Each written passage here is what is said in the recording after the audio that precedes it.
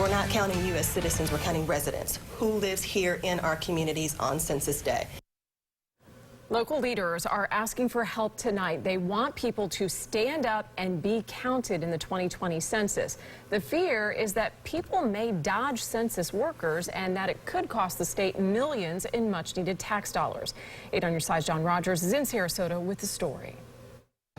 Good evening. During the last census, more than 1 million Floridians were not counted, and officials are worried that number could be bigger this time around. The US Census is more than just counting bodies. It's used to determine federal funds for schools, medical programs, low-income families, and much more. During the 2010 census, Florida missed out on 1.3 million people. That's billions of federal funds we'll never see, not to mention seats on Capitol Hill. It's equivalent to 2 or 3 congressional seats. Why do we want to give them to some other state?